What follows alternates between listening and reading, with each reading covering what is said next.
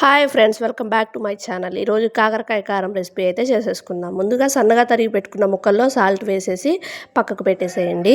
ఇప్పుడు ఒక mixie jar తీసుకొని దాంట్లోనే చిన్నుల్లిపాయలు, జీలకర్ర, ధనియాలు, కారం అండ్ ఉప్పు, మీరు తీసుకున్న కాకరకాయల ముక్కలకి సరిపడా కారం అయితే తీసేసుకోండి. ఇంకా ఉప్పు కూడా యాడ్ చేసేయండి. మొత్తం కలిపి మిక్సీ పట్టేసేయండి. ఇట్లా కొంచెం పలుగ్గా ఉండేటట్టు పట్టుకోండి.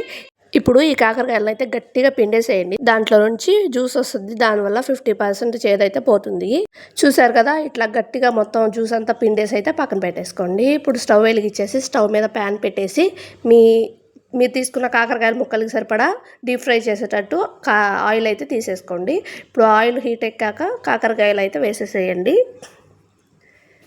కాకరకాయలు మొత్తం వేసేసాక మొత్తం ఒకసారి కలిపేసేయండి. కారం అయితే వెరీ సింపుల్ అండి, చాలా టేస్టీగా ఉంటుంది, చాలా బాగుంటుంది. మొత్తం కలిపేసేయండి. మధ్య మధ్యలో కూడా కలుపుతూ ఉండండి. మూత అయితే పెట్టమాకండి. హై టు లో ఫ్లేమ్లో అయితే ఫ్రై చేసేసుకోండి.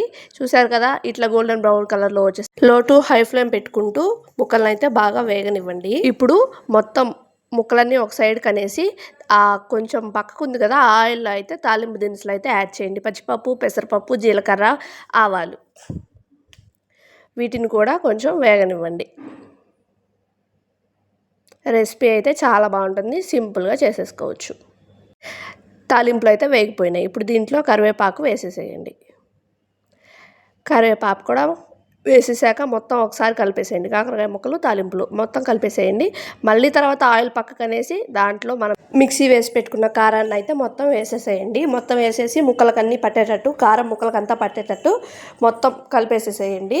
ఆ కారాన్ని ఆయిల్లో 2 minutes అట్లా మగ్గనివ్వండి. కొంచెం సేపు మొత్తాన్ని బాగా అయితే కలిపేసేయండి. ఇట్లా మొత్తం కలిపాక ఒక 2 to 3 minutes అయితే పొయ్యి మీద ఉంచేసేయండి. బాగా ముక్కల్లోకి కారం పట్టేటట్టు కలిపేసేయండి. మీకు కనుక ఈ కాకరకాయల రెసిపీ నచ్చితే కనుక లైక్ చేయండి. మరిన్ని వీడియోస్ కోసం సబ్స్క్రైబ్ చేసుకోండి.